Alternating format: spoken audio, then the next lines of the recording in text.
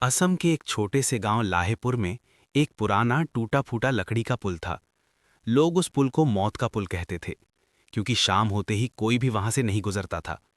कहते हैं कि रात को उस पुल पर एक सफेद साड़ी वाली औरत दिखती थी, जो राह चलते किसी भी इंसान को अपने साथ अंधेरे में खींच ले जाती थी। गांव के बुजुर्गों का कहना था कि उस औरत की मौत इसी पुल के पास हुई थी और उसकी आत्मा आज भी भटक रही है। गांव में रहने वाला 22 साल का युवक अरिजीत इन बातों को सिर्फ अंधविश्वास मानता था। उसे लगता था कि लोग डर के मारे खुद ही कहानियां बना लेते हैं, लेकिन उसकी ये सोच पूरी तरह टूटने वाली थी। एक दिन अरिजीत का कॉलेज से वापस लौटते हुए समय थोड़ा ज्यादा हो गया। शाम ढल चुकी थी और चारों तरफ धुंध घिराई थी। हवा में किसी अजीब से सुन्नपन की ठंडक बसी हुई थी। उसके दोस्तों ने उसे रोकने की कोशिश की। अंधेरा होने वाला है, उस पुल से मत जाना। लेकिन अरिजीत हंसकर बोला, अरे भूत वूत कुछ नहीं होता। और वो अपनी बाइक स्टार्ट करके उसी मौत के पुल की ओर बढ़ गया। जैसे जैसे वो पुल के करीब पहुंचता गया, हवा और ज्यादा ठंडी होने लगी। धुंध इतनी घनी थी कि 10 कदम दूर कुछ दिख नहीं रहा था। पेड़ों की शाखाएं हवा में ऐसे हिल रही थीं, मानो कोई लंबे नाखून वाला हाथ धीरे धीरे उनका गला पकड़ रहा हो। अरिजीत ने बाइक की स्पीड बढ़ा दी, लेकिन अचानक उसकी बाइक खुद ब खुद बंद हो गई। उसने कई बार कोशिश की, पर बाइक स्टार्ट नहीं हो रही थी। दिल में हल्का सा डर उतर आया, पर उसने खुद को संभाला। तभी पुल की दूसरी तरफ से किसी औरत के रोने की आवाज आने लगी। धीरे धीरे वो रोना तेज होने लगा, एक गहरी, दर्दनाक, सीने को चीर देने वाली सिसकियों वाली आवाज। अरिजीत ठिठक गया। रोशनी की कमजोर किरणों में उसने देखा कि एक औरत सफेद साड़ी में पुल के बीच खड़ी है। उसके लंबे बाल इतने बिखरे हुए थे कि चेहरा बिल्कुल ढक गया था। अरिजीत ने हिम्मत बटोरकर पूछा, आप कौन हैं? ठीक है? औरत ने कोई जवाब नहीं दिया। वो धीरे धीरे उसकी तरफ बढ़ने लगी। अब अरिजीत का दिल तेजी से धड़क रहा था। हवा अचानक और ठंडी हो गई।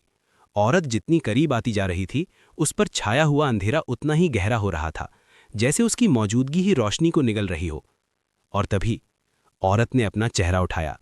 उसकी आंखें बिल्कुल काली थीं, पूरी काली, उनमें कोई सफेदी नहीं। चेहरा जला हुआ था। होठों के कोने एक भयानक मुस्कान में फटे हुए लग रहे थे। वो अजीब सा खरखराता हुआ बोली, तू अकेला आया है। अरिजीत का खून जम गया। वो चीखना चाहता था, पर आवाज अंदर ही कहीं अटक गई। उस औरत ने अपना हाथ उसकी तरफ बढ़ाया। उसकी उंगलियां लंबी और टेढ़ी मेढ़ी थीं, जैसे इंसान की नहीं, किसी और ही दुनिया की हों। अचानक अरिजीत को याद आया कि उसकी दादी ने कहा था, अगर असम की भटकती आत्माएं तुम्हें अपने पास बुलाएं तो पीछे मत देखना, बस भाग जाना। अरिजीत ने पूरी ताकत से अपनी बाइक को धक्का दिया, जैसे किसी अदृश्य ताकत ने उसकी मदद की हो। बाइक अचानक स्टार्ट हो गई। वो बिना पीछे देखे तेजी से भागा, लेकिन वो औरत उसके साथ साथ हवा में उड़ती जा रही थी। उसके कानों में उसकी आवाज गूंजने लगी, रुक जा, रुको, तुम्हें छोड़ूंगी नहीं। अरिजीत और स्पीड बढ़ाता गया। दिल की धड़कन इतनी तेज हो चुकी थी कि उसे लगा जैसे अभी सीने से बाहर निकल जाएगी। जैसे ही वो पुल के आखिरी सिरे पर पहुंचा, अचानक रोना और चीखना बंद हो गया। हवा सामान्य हो गई। औरत गायब हो चुकी थी। अरिजीत गांव पहुंचा तो बेहोश होकर गिर पड़ा। अगले दिन जब होश आया, उसने सबको पूरी घटना बताई। गांव के बुजुर्गों ने समझाया कि सालों पहले एक नवविवाहिता की उसी पुल के पास हादसे में मौत हो गई थी। उसका पति उसे छोड़कर भाग गया था और वो तड़प तड़प कर वहीं मर गई थी। कहते हैं उसकी आत्मा आज भी हर उस आदमी को रोकने की कोशिश करती है जो अकेला उस पुल से गुजरता है। उस दिन के बाद अरिजीत कभी भी उस रास्ते पर नहीं गया। वो आज भी कसम खाकर कहता है, अंधविश्वास नहीं था, वो औरत सच में थी। आज भी अगर तुम असम के लाहेपुर गांव जाओ और शाम के बाद उस पुल पर खड़े हो जाओ, शायद तुम्हें भी किसी औरत के रोने की आवाज सुनाई दे, या महसूस हो कि कोई तुम्हारे पीछे खड़ा है। बस पीछे मत मुड़ना। अगर आपको ऐसी डरावनी कहानियां पसंद आती हैं तो इस वीडियो को लाइक करें और चैनल को सब्सक्राइब कर दें।